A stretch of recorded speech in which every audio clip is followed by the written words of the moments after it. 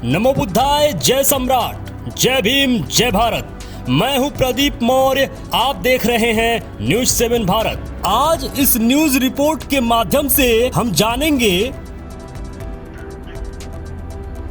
चाणक्य नाम का कोई व्यक्ति ना भारत में पैदा हुआ, ना इस पूरी धरती पर कहीं भी पैदा हुआ। फिर इस चाणक्य को पैदा किसने किया, क्यों किया, किस कारण किया? चंद्रगुप्त मौर्य के प्रताप को धूमिल करने के लिए इस चाणक्य को किन लोगों ने गढ़ा और किस शताब्दी में यह चाणक्य पैदा हुआ? तथ्यों और तर्कों के साथ बिल्कुल एक्चुअल विश्लेषण करेंगे कि इस चाणक्य को कब किसने किस तरीके से पैदा किया, किस लिए पैदा किया। वीडियो अंत तक जरूर देखिएगा। चाणक्य नाम का कोई भी व्यक्ति चंद्रगुप्त मौर्य के दरबार में तो छोड़िए, इतिहास में भी नहीं हुआ। अपना वर्चस्व दिखाने तथा अपने को प्राचीन साबित करने के लिए चाणक्य कौटिल्य नामक काल्पनिक पात्र का इतिहास में वर्णन किया है। अलेक्जेंडर और मौर्यकालीन विचारक Diodorus, Siculus, Plutarch, Justin, Pompeius, Trogus, Appian, Strabo, Pliny जैसे प्रख्यात ग्रीक इतिहासकारों की किताबों में चाणक्य या कौटिल्य का नाम कहीं पर भी नहीं मिलता है, बल्कि इन इतिहासकारों ने लिखा है कि चंद्रगुप्त मौर्य खुद के बलबूते पर विजयी हुए थे। चंद्रगुप्त मौर्य के ग्रीक सलाहकार मैगस्थनीज ने भी अपनी किताब इंडिका में चाणक्य का नाम तक नहीं लिया है। जब वह था ही नहीं तो उसका कोई नाम लिख कैसे सकता है उस समय काल में। अलेक्जेंडर तक्षशिला महाविद्यालय में 10 आचार्यों से मिला था, लेकिन उसमें किसी का भी नाम चाणक्य नहीं था। काल्पनिक पात्र चाणक्य का निर्माण मध्ययुगीन कथा चाणक्य चंद्रगुप्त कथा के रूप में लिखित चंद्रगुप्त मौर्य के जीवन में चाणक्य को घुसाया है। काल्पनिक चाणक्य की मनगढ़ंत बातों का विस्तृत वर्णन इनकी सन 8वीं सदी में लिखे गए मुद्रा राक्षस नाटक में दिया गया है। यह सिर्फ एक नाटक था, यह पुस्तक थी जिसका नाम था मुद्रा राक्षस, और यह नाटक था। सिर्फ इस नाटक में यह चीज लिखी गई है इनके द्वारा, और उसी को यह इतिहास बता देते हैं। यह नाटक चंद्रगुप्त मौर्य के लगभग 1000 साल बाद लिखा गया था और उसमें काल्पनिक पात्र चाणक्य का महिमा मंडन किया गया था। चंद्रगुप्त मौर्य के वास्तविक शौर्य और बुद्धि कौशल को धूमिल करने के लिए काल्पनिक चाणक्य को इस नाटक के जरिए सामने लाया गया है। चाणक्य, कौटिल्य इन नामों के बारे में भी प्रमाण नहीं है कि यह अलग लोग हैं या एक ही व्यक्ति के नाम हैं। न ही यह प्रमाणित है कि प्रसिद्ध पुस्तक अर्थशास्त्र को लिखने वाला कौटिल्य है या चाणक्य है या कोई और है। सम्राट चंद्रगुप्त, बिंदुसार और अशोक के राज दरबार में चिरकाल तक मौजूद इस चिरंजीवी सम्राट अशोक के शिलालेखों, स्तंभ लेखों में भी जिक्र नहीं है।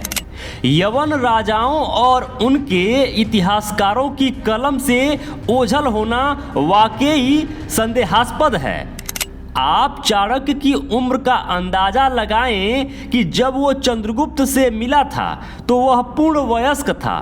फिर लगभग 20 साल और लगे चंद्रगुप्त को मगध का सम्राट बनाने में। फिर 20 साल और लगे उसको यवन सीमाओं को सिंधु पार धकेलने में। उसके बाद एक लंबा दौर बीता बिंदुसार के साथ, जो लगभग 25 साल तो रहा ही होगा। फिर अशोक के दरबार की शोभा बढ़ाई, ज़्यादा नहीं तो कम से कम 10 से 15 साल तो रहा ही होगा। 25 साल का ब्रह्मचर्य और उसके बाद कुछ वर्षों का अध्यापन भी तो था। तो जब चाणक्य से मुलाकात हुई तब उम्र 30 वर्ष रही होगी। फिर उसमें चंद्रगुप्त के साथ बिताए 40-50 साल जोड़े, उम्र हुई 80 साल। फिर बिंदुसार के साथ बिताए साल जोड़े, उम्र हुई 105 साल। फिर अशोक के साथ बिताए वर्ष जोड़े तो उम्र हुई 120 साल।